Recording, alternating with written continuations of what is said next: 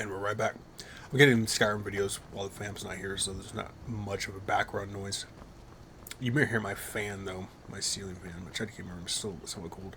But we do have storms rolling in, too, so I will try to get videos out as best as possible. We have a couple of thunderstorms rolling in here. Now, Embershard Mine. Why are you not jumping? There's a guard that's posted that's like right down here. You do have the capability of either killing him or sneaking past him. And he's usually posted like right there. And I was intrigued to find out if I could actually sneak past this guy playing on console version, so I would find every other way to do it. And there is two entrances. This is the front entrance and there's a back entrance too. But yeah. I think he should still be there. Yeah. And just let your character slide down and drop down like that. He's undetectable to you, and you just sneak right in. Can you imagine being that guard, standing up front, you don't hear a damn thing, and you're wondering, okay, my shift's over, someone's supposed to be taking this over, and there's no one there. They're all dead. Now, when it comes to stealth characters, you do have the option of taking out torches.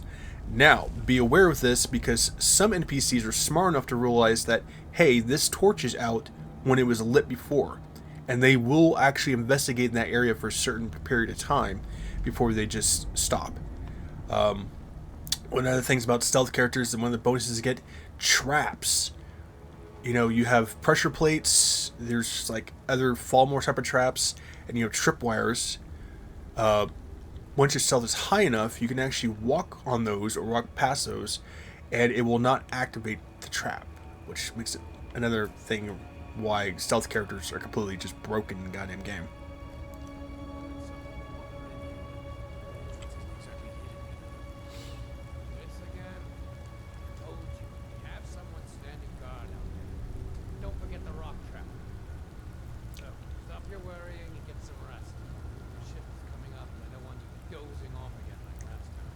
Well, you don't have to worry about that, Chief, because he'll be dozing off for the rest of his life.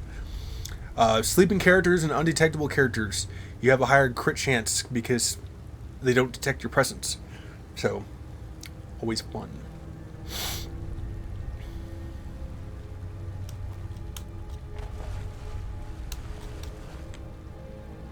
Ah, god damn it. What was that? It was nothing. Go back to sleep.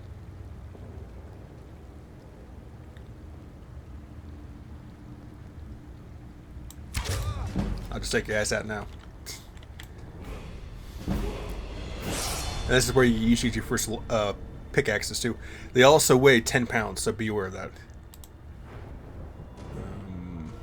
Oh yeah, and when it comes to your leveling up, you want to focus more on your stamina and your health. Magicka is not really a thing you're really going to worry about too much. Stamina will pretty much increase your carrying weight too. Health increases your health, and magic increases your magic. Increases by like 5 pounds, I think it is. It's like 5 or 10 pounds. But I'm gonna go stealth. It will allow me to run faster and all that crap too.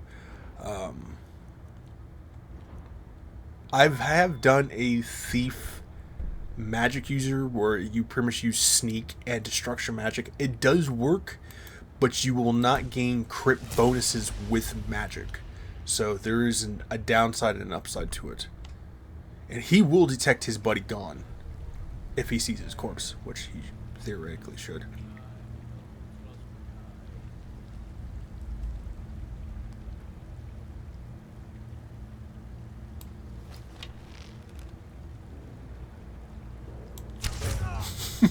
God, I love it. I just love playing a stealth character in Skyrim. It's so goddamn broken. You know, any other character, whether it had been melee or mage, he would have spotted me from over there and would have charged at me. You know, at least with the melee character, you have a shield if you choose to go that way. Mage, you're a little more screwed on that point because you're going to be focusing on using your destruction and you're going to take a lot more damage. Just sitting there, in the dark, crouched, with my bow, did not detect me, gets shot in the face and dies. Right in the forehead. He's a goddamn unicorn. I mean, it is just... It's nice. And amulets are another thing too. You usually want to get like the godlike ones, so the Amethyst Zenithar, 10%, prices. So it's really nice too. Let's put that on anyways. Yeah. think he has buddies always. He would have detected him anyways. Can I get that thing? Is it crouch? No, shift? What the hell do I... How do you dive down? I want that guy's goddamn loot. Work with me. Work with me. Ah, screw it. I'm not gonna waste my time on it. Okay, that's already annoying. How to use mouse and keyboard. It's gonna be having to get used to it. The journal basically tells him that this cave entrance part here was too shaky and unstable, and he told him, you know, I don't care, do it anyways, and that crap collapsed on him, and he pretty much died. So, this is the animation for mining, and you can see why it's so goddamn slow.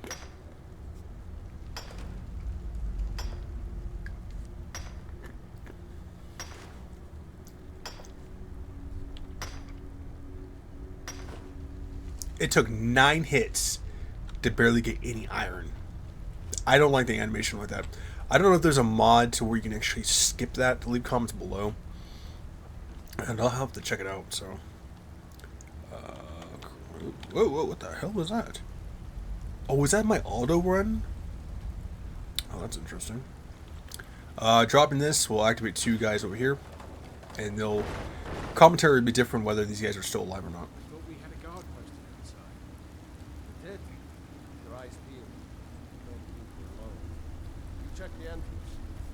To look over here.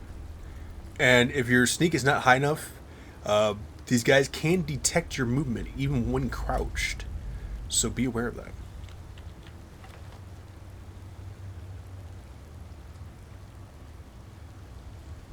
Sneaking is going to be a little more slow paced, but if you're trying to get for the best loot with a little amount of damage,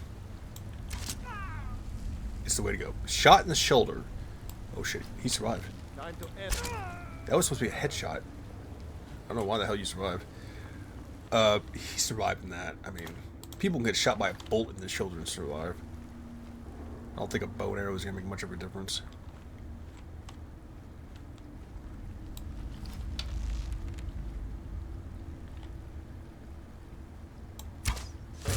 Goodbye. Oh, God, I love it. Wait. How do you go out? How do you go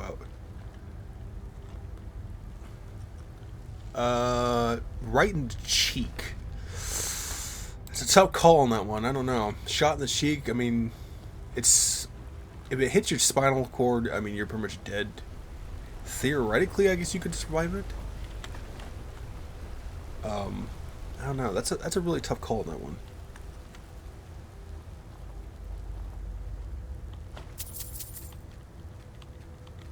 I got it. Hello? I hope nobody misses that.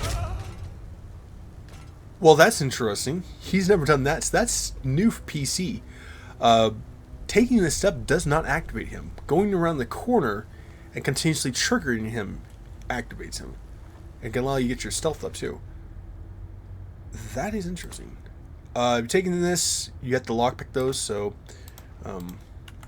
choice option, whether you want to just lockpick through the entire game and not actually having to use keys. Some areas do require you to have keys, so be aware of that.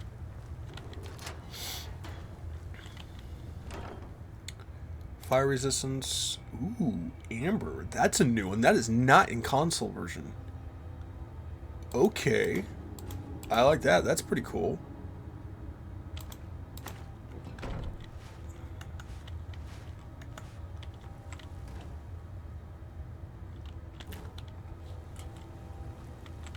Some of these barrels will tend to have resources in them and stuff too, so it's actually pretty nice to take. Now, next fallen area has 4 people, I believe. 3? No, 4. And I'll show you where.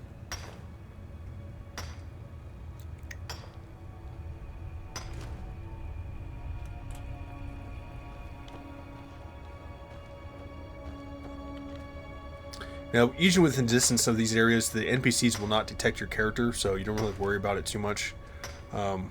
As usual, the closer you are to an NPC, especially doing mining, they will detect it. You know, they don't recognize it as one of their own NPCs within the area, mining and stuff like that. So, okay, what's up here? Take that. Now, there's a guy that's smithing right there. There's a guy right there. There's a guy that's over in the corner here sitting in a chair, and I believe there's a gentleman back there who's leaning against the wall that you will not be able to see. Taking him out will activate these two, and then usually you take him out first. It might activate him sometimes, but very rarely.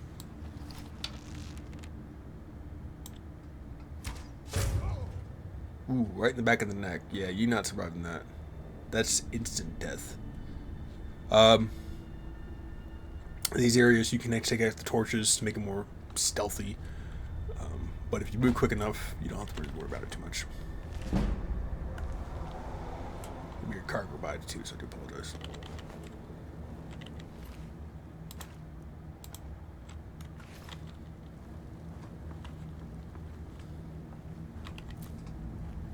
Let's see if we can get over there before he gets back to the middle of the bridge.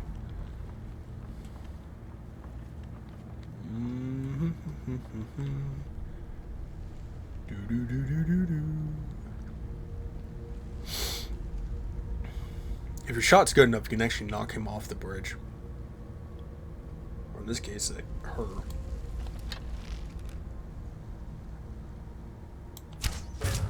Goodbye. That's your buddy dead. And you too. You know, that's the thing, is they should have made the NPCs a lot smarter and made it some sort of like alarm. You know, if... Oh wait, we cleared out the area. Maybe there was only 3 of you guys on. Console version is different from the Skyrim Special Edition one. Made us some sort of alarm. If they spotted their corpse, they would call like a rally thing of calling extra NPCs to patrol the area. You know, I think that would have been actually a pretty cool thing because it would make more sense. You know, when your people gets taken out. But I don't know. That's just me. There's like a lot of things I wish they would have put in Skyrim. Multiplayer would have been, you know, frosting on the cake type of scenario, and it would have made Skyrim so much better. And I think there was a reason why Bethesda chose not to do that. Well, besides them making ESO, which I don't like. I could never get ESO to work. I got trying to download the game on my old PC. It took like 13 or 14 hours because it was like 115 goddamn gigabytes. And then when the time I finally got to load up ESO, it would get to like the loading screen part, like how Steam does it, and then it would just stay there and never load. The game would not play whatsoever. There was no loading screen. There was no menu screen. You know, it would just bring up this little ESO, you know, insignia loading part, and then it would just stop. It wouldn't do anything after that. I never could figure out. Someone's like, just uninstall and reinstall. I'm like, I just spent 14 hours installing this goddamn game. I am not doing that. Apparently, it's a well-known bug that Bethesda knows about and has never fixed it in the last like 2 or 3 years. I think we have like 8 minutes left. But yeah, there's this, and then there's this chest behind her too. So it was, oh yeah.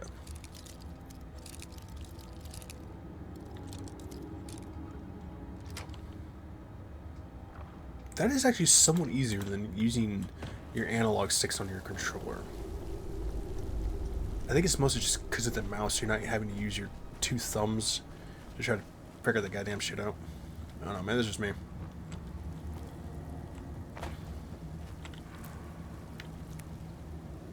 Fishing supplies. That's definitely new.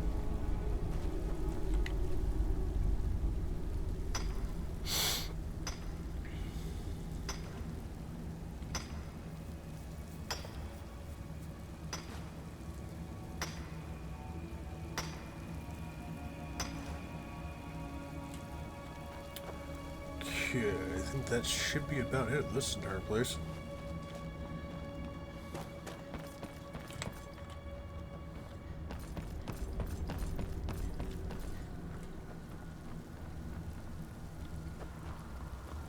But Embershard Mine, one of the most easiest places to go through. And it's worth it too. And then you have these little alarms that they kind of put in here. So they make like a little rattling sound. It will alert enemies within the area of your presence. So be careful of those. I do want to try to get to Fort Sunguard. The problem with Fort Sunguard is having to deal with the Forsworn. They're extremely difficult to take on. But they do have some of the best light armor and best bows in the early game you can actually get. So I think it's like start damage is like 15 or some crap like that. Ooh, and it's nighttime too. Is it M? Okay. Yeah, okay, yeah. So, everyone usually goes to Riverwood. I highly recommend it, especially if you're new to Skyrim. Go to Riverwood. Do your little storylines. There's merchants, there's a smith, there's some commentary depending on who you chose. But, let's see, this is what I don't like. How the hell do I... How do you... Okay, so I have to use the AD keys to move.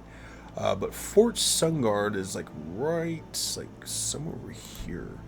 So there's a distance to travel, but it's worth it in my opinion for the early game gear you can actually get. You just have to be extremely careful with those guys because they can annihilate you. And sometimes there's wolves around here too, so be careful of them. I have like 5 minutes left.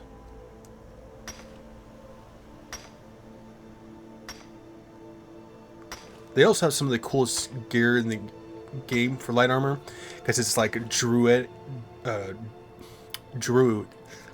cannot speak. Druid type of gear. I swear. Words. Knock that shit off. Goodbye. Okay, that was a little more overpowered of a shot. Come on, game. I know I'm good and stuff, but you don't have to like, exaggerate it.